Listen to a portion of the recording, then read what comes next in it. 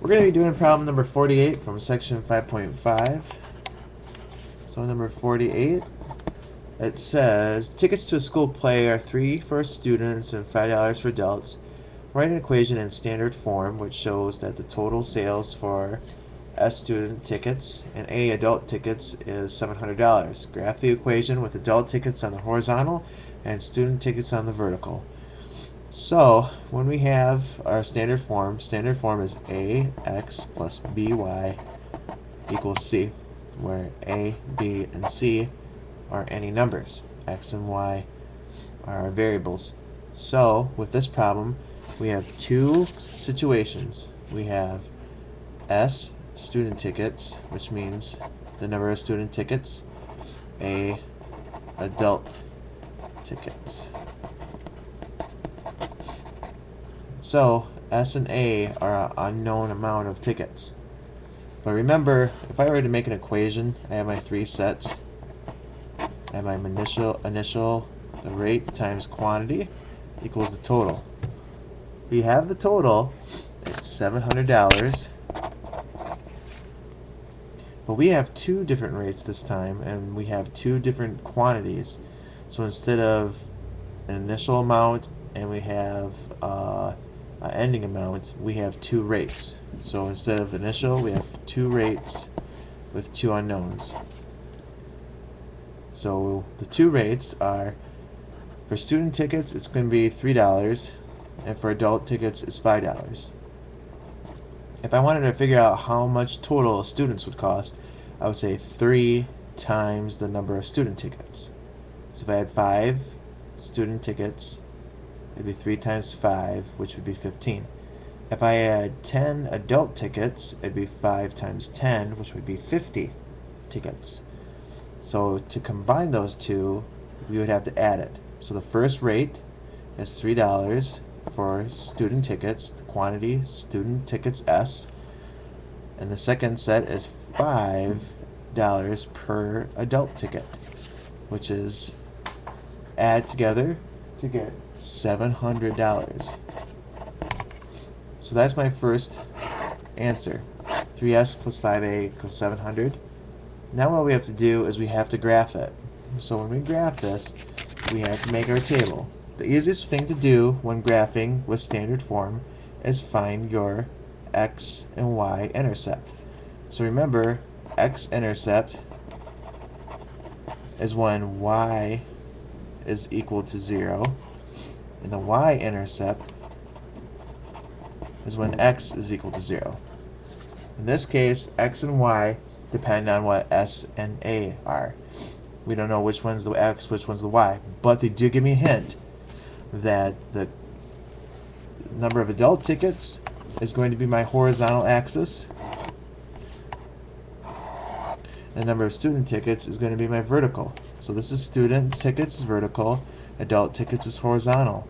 So if we remember our coordinate grid, A is this axis, which is also the x. So this represents x, and then student tickets is vertical, this is the y. So really it's saying 3y plus 5x is equal to 700. So let's find our x-intercepts to be able to graph this. So x-intercept, y is equal to 0. Let's plug a 0 in it. 3 times 0 is 0. So we get 5x equals 700. Let's figure out what the x value is. To get rid of the 5, it's timesing, so divide both sides by 5. So when we get 700 divided by 5, let's quickly do that over here.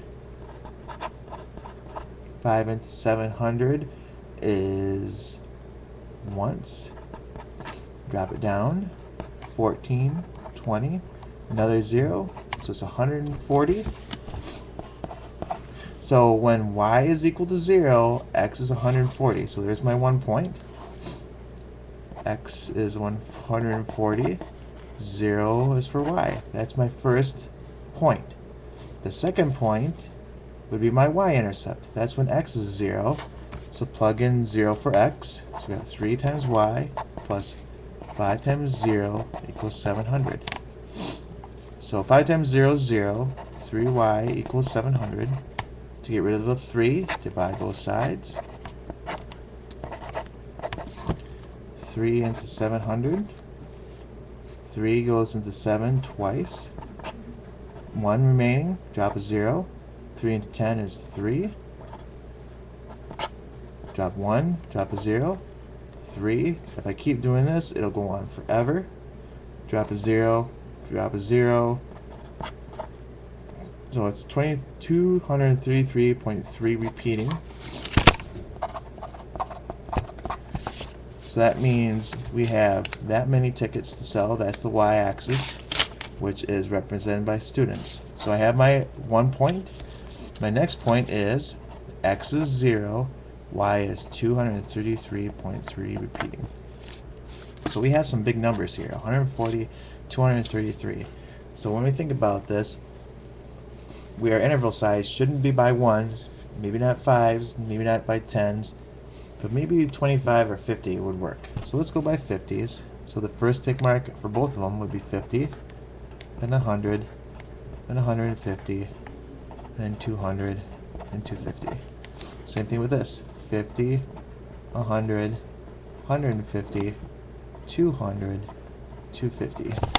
So my first point I have is 140 and 0. So that means I go over 140. I kind of have to estimate where that would be. This is 150. This is 100. 125 is here. So 140 is about right there. It tells me to go 0, so I can't go up any. So here's the point. The next point is 0 and 233.3. Start with the origin. 0 doesn't move, but 233 we move up. So it goes all the way up to the 250, but a little bit underneath. So when I graph those, my line will look like this. So that's my second answer. All that needs to be shown. It's a big problem. Make sure to show it. That's it.